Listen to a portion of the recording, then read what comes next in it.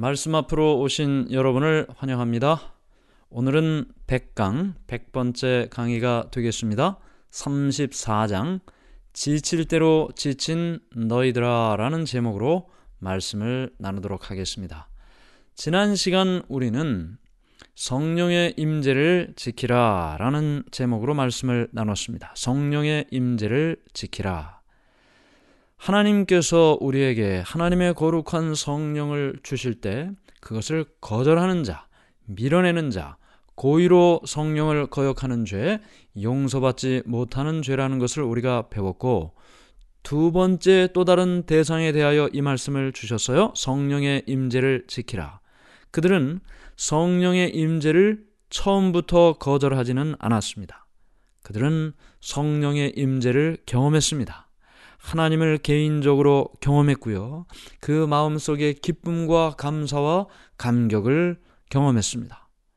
이 임하신 성령을 간직하고 지키는 노력이 필요하다. 신앙은 저항하는 것뿐만 아니라 등한히 함으로 파멸에 이른다고 했습니다. 저항이라면 성령을 저항하는 것이죠. 고의로 성령을 거절하는 것. 등한히 한다는 것은 이미 받은 성령의 임재를 소중하게 여기고 지키고자 하는 노력을 하지 않는 것. 그 모두가 다 신앙을 파멸에 이르게 한다. 더러운 귀신이 그 사람으로부터 나갔다가 다시 그 사람에게 돌아와 그 사람을 괴롭힐 때는 저보다 더 악한 귀신 7을 데리고 들어온다. 처음에 깨끗함을 받았지만, 그가 은혜를 입었지만 그것을 지키지 못할 때는 더 나쁜 결과가 이를 수도 있다. 그러므로 성령을 지켜야 한다라는 사실을 우리가 배웠고, 두 번째 의미는 누가 내 가족인가에 대한 것입니다. 누가 내 가족인가? 예수의 형제들과 예수님이 찾아왔을 때 누구든지 하늘에 계신 내 아버지의 뜻대로 하는 자가 내 형제요 자매요 어머니다. 육신의 혈연관계 물론 중요합니다. 그러나 예수의 형제라 해도, 육신의 가족관계라 해도 예수님을 개인의 구주로 영접하지 않으면 아무 유익이 없는 것이죠.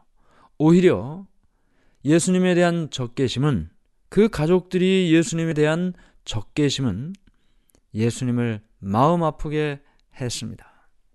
이런 모든 과정 속에서 예수님께서 나와 함께 하는 자, 제자들, 예수님의 말씀을 듣고자 따르는 자들, 또 나사로와 마리아, 마르다, 그 가족들, 이 모든 사람들이 믿음을 함께 나누고 사명을 함께 나누고 그렇게 살아가는 그리스도인 된 그 사람들이 하나님을 아버지라고 부르는 한 형제요 자매로서 한 가족이다 라는 사실을 우리가 배웠습니다.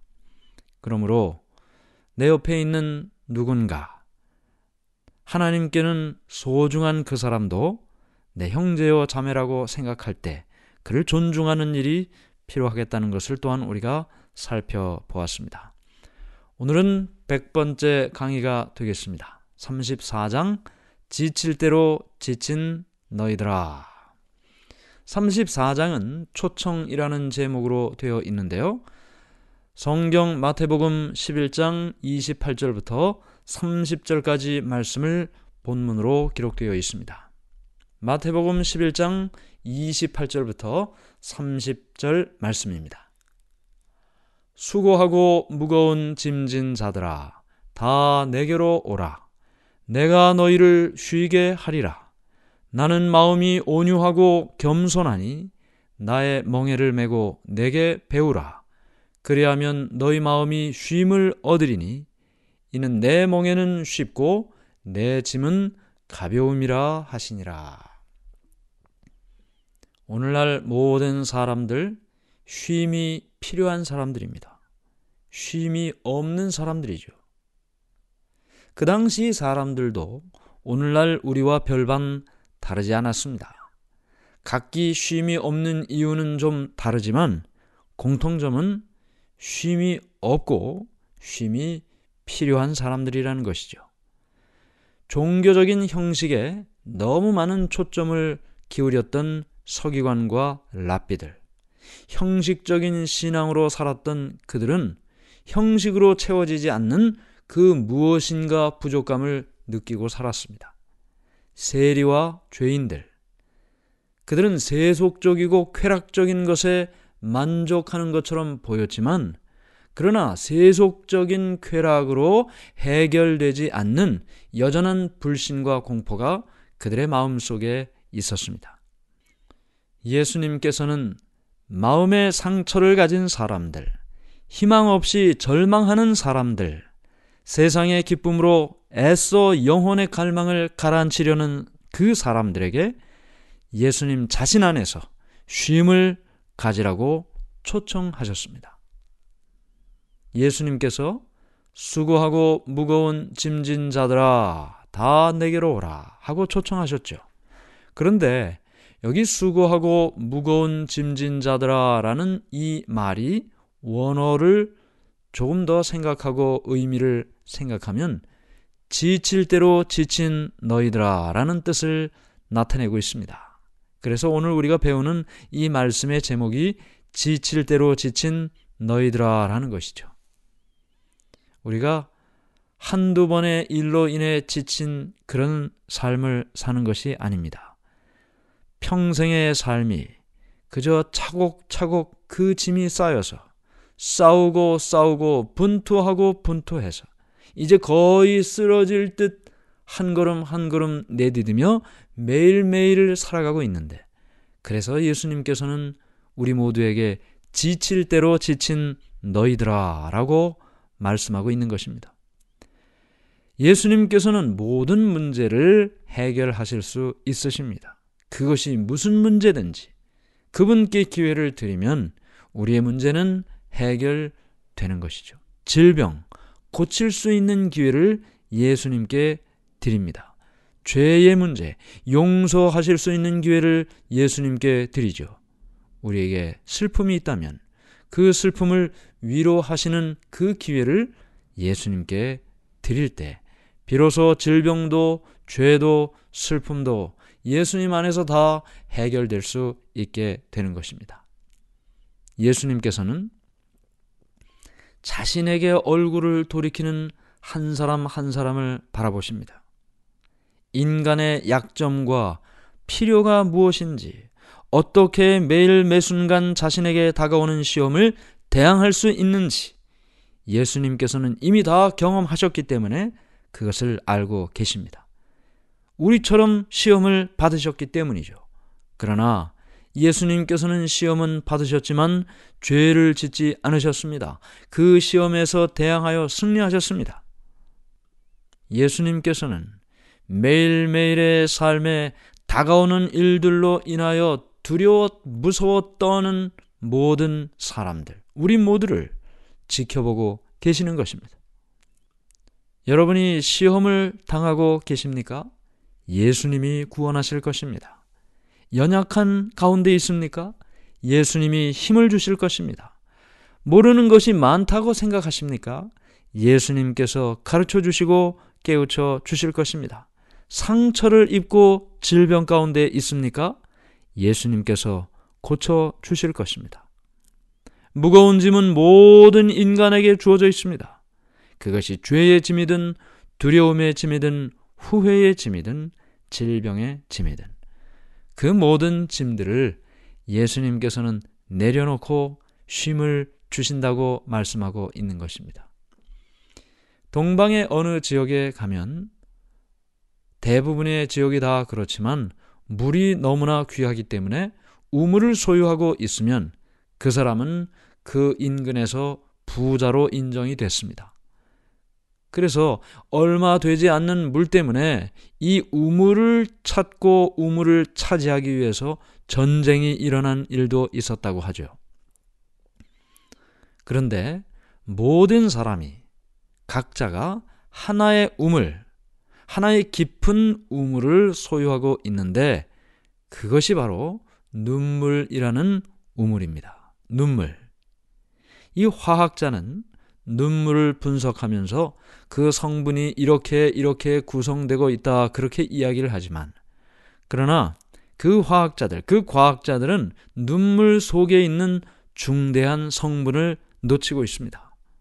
눈물 속에 있는, 눈물을 이루고 있는 그 중대한 성분이 무엇일까요? 눈물은 고통이 녹은 것입니다. 이 고통이 쌓여 그것이 녹아지면 눈에서 눈물을 통해 나오는 것이죠. 그러나 하나님의 능력으로 이 눈물이, 고통이 녹아 나온 이 눈물이 영적인 재산이 될 수 있다는 사실을 기억하시기 바랍니다. 이 눈물이 영적인 재산이 된다면, 그러면 우리의 삶의 모든 짐이 가볍게 될 수 있는 것입니다. 눈물을 흘리며 지칠 대로 지친 너희들아, 내게로 오라. 예수님은 이렇게 여러분과 저를 초청하고 계십니다. 여기 예수님께서 멍에를 메라 그렇게 말씀하십니다. 멍에가 뭔지는 다 아시죠? 소 2마리가 논이나 밭을 이렇게 갈고 가는데 그 2마리를 같이 가게 해야 되잖아요. 그래서 그 멍에를 그 2마리의 소의 어깨에 딱 올려놓고 한 마리가 다른 곳으로 가지 못하도록 둘이 같은 곳으로 갈 수 있도록 멍에를 사용합니다. 이 멍에는 봉사의 도구다. 2마리의 가축이 함께 일하는 그 일에 사용되는 도구죠. 예수님께서는 이와 같은 비유를 통해 우리가 생명이 계속되는 동안에 봉사를 위해 살아야 한다는 것을 말씀해 주셨습니다. 내 멍에를 메라고 말씀하셨는데, 예수님께서 우리에게 멍에를 메라고 말씀하실 때는 우리 혼자만 멍에를 메는 것이 아니죠. 예수님과 같이 멍에를 메는 것입니다. 예수님께서 나와 함께 멍에를 메면 내가 어디로 가야 할지, 무엇을 해야 할지 몰라도 옆에 함께 멍에를 메신 예수님이 앞으로 나가면 나도 앞으로 나가는 것이고, 예수님이 멈추면 나도 함께 멈출 수 있는 것이죠. 멍에를 맬 때 그렇게 할 수 있다는 것입니다. 그런데 이 멍에가 도대체 뭘까? 예수님께서 멍에를 메라고 말씀하시는 이 멍에가 도대체 뭘까? 이 멍에는 하나님의 율법입니다. 하나님의 율법을 메고 봉사를 하라는 것이죠. 멍에를 맨다는 것은 사실은 그 매는 입장에서는 불편하죠. 그냥 마음대로 갈 수 있는데 멍에를 맴으로 해서 내 마음대로 할 수가 없습니다. 물론 하나님의 율법을 순종하는 것도 어쩌면 불편한 일이 될 수 있습니다. 그러나 예수님과 함께 이 멍에를 맬 때 비로소 우리가 진정한 자유를 얻게 되는 것처럼, 하나님의 율법이라는 이 멍에를 메고 살아갈 때 비로소 우리는 진정한 자유를 얻게 되는 것입니다. 그 중요한 이유는 옆에 예수님께서 이 하나님의 율법 멍에를 함께 지고 가시기 때문이죠. 우리가 만일 하나님의 율법이 아닌 자신의 뜻대로 그 길을 간다면 사단의 지배를 받게 될 것입니다. 그러나 멍에가 있기 때문에 보호를 받습니다. 하나님의 율법이 있기 때문에 보호를 받게 되는 것입니다. 예수님께서는, 하나님이신 그 예수님께서는 이 땅에 오셔서 인간이 되셔서 친히 우리와 함께 하나님의 율법인 멍에를 지어 주신 것입니다. 시편 40편 8절, 나의 하나님이여, 내가 주의 뜻 행하기를 즐기오니 주의 법이 나의 심중에 있나이다 하였나이다. 주의 법이 나의 심중에 있습니다. 주의 뜻을 행하는 것이 내 삶의 기쁨입니다. 예수님의 마음이고 예수님과 함께 멍에를 진 하나님의 율법을 순종해 나가는 우리의 마음이 되어야 될 것입니다. 나는 마음이 온유하고 겸손하니 내게 배우라. 예수님은 온유와 겸손이 많으신 분이시죠. 우리가 이 온유와 겸손을 배우기 위해 예수님의 학교에 입학해야 됩니다. 우리가 이 온유와 겸손을 배웠는데요. 팔복에서도 배웠죠. 온유한 자는 복이 있나니 저가 땅을 기업으로 받을 것이며, 온유, 복받는 일 중에 하나라고 했습니다. 우리가 이 온유함만, 겸손함과 온유함만 우리의 삶의 훈련을 받아도 삶을 통해 고생하게 되는 많은 일들을 피할 수 있다는 것을 우리가 이미 배웠습니다. 그러므로 이 온유와 겸손을 예수님의 학교에서 배우고 훈련 받을 때 우리는 세상의 관습과 생활에 익숙해진 우리의 삶이 이제는 예수님의 학교에서 배운 예수님의 생각, 예수님의 습관, 예수님의 정신, 예수님의 사명을 배우고 예수님 같은 사람으로 예수님과 함께 이 멍에를 메고 봉사의 삶을 살 수 있는 것이죠. 이렇게 예수님의 학교에서 훈련한 사람의 마음 속에는 완전한 평화가 있습니다. 불안하거나 염려가 되거나 이 모든 것이 다 자신을 의지하기 때문에 나타난 결과입니다. 예수님의 학교에서 예수님과 같은 삶을 살기로 결심하고 훈련을 하고 그렇게 살아가는 사람에게는 그런 불안함이나 초조함이나 근심이 없고 완전한 평화가 있는 것이죠. 칭찬으로 교만해지거나 또는 비난으로 실망을 하는 일도 없습니다. 하늘과 연결된 삶을 사는 한 그의 마음에는 항상 평화가 넘치게 되죠. 얼굴에서 벌써 다 나타납니다. 그의 마음속에 진정한 평화가 있는 사람과 세상의 삶에 늘 짐으로 여기고 마음속에 근심과 염려로 살아가는 사람, 얼굴에 다 써 있게 되는 것이죠. 그러므로 예수님께서 주시는 그 멍에를 매면 이것은 내가 살아가는 삶에 오히려 큰 도움이 되고 예수님의 말씀처럼 내 멍에는 쉽고 내 짐은 가볍다. 말씀드린 것처럼 세상의 방식대로 살다 보면 걱정하게 되고 근심의 짐에 눌려 살게 됩니다. 주위의 모든 사람들이 그렇게 살고 있습니다. 그들은 이미 세상을 선택했고 세상의 괴로움을 감수하기로 결심한 것입니다. 그러다 보니 그의 마음과 품성은 망가지게 됐고 삶은 고단한 삶이 되어버리고 말았습니다. 이런 끊임없는 걱정, 근심, 이 모든 일들이 한 사람 한 사람의 그 생명력을 약화시킵니다. 마음의 질병은 육신의 질병을 가져오게 되죠. 그래서 예수님께서는 이러한 모든 세상의 속박의 멍에를 우리가 벗기를 원하는 것입니다. 사실 우리도 원하지만 이 모든 세상의 속박과 멍에와 짐을 벗기를 원하지만 이게 벗어지질 않아요. 왜 이렇게 내 어깨에 붙어 있는지 벗어지질 않아요. 주님의 멍에를 매려면 세상의 짐이 내려놓아줘야 됩니다. 내려놔야 예수님의 멍에를 맬 수 있는 것이죠. 예수님의 멍에를 맨 사람은 세상의 짐을 그 어깨 위에 올려놓을 필요가 없는 것입니다. 왜요? 예수님과 함께 우리는 이미 멍에를 맺고 예수님이 가면 가고 서면 서니 어려울 것이 없는 것이죠. 삶의 고민이 없는 것입니다. 미래에 대한 불투명 때문에 염려도 없는 것입니다. 왜요? 예수님께서 내 앞길을 인도해 주시기 때문입니다. 왜 예수님의 멍에는 쉽고 가벼울까? 그것은 예수님의 멍에고 예수님께서 함께 이 멍에를 지고 계시기 때문입니다. 내 어깨에 있는 것 같아도 거의 다 예수님의 어깨에 그 무게중심이 있습니다. 예수님이 앞으로 나가시면 따라 나가면 되는 것이죠. 예수님께서는 처음부터 마지막을 함께 보실 수 있는 분이십니다.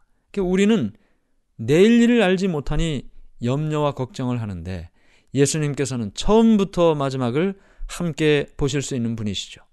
하나님께서는 여러분과 저를 위한 수천 가지의 길들을 준비하셨습니다. 멍에를 메고 주님과 동행하는 사람은 주님께서 준비한 넓고 평탄한 길을 발견하게 될 것입니다. 예수님의 말씀대로 예수님을 믿고 전적으로 그분의 보호하심에 영혼을 맡기고 명령을 따라 사는 사람, 그 사람에게는 평화와 안정이 있게 될 것입니다. 완전한 순종에는 완전한 쉼이 뒤따르게 될 것입니다.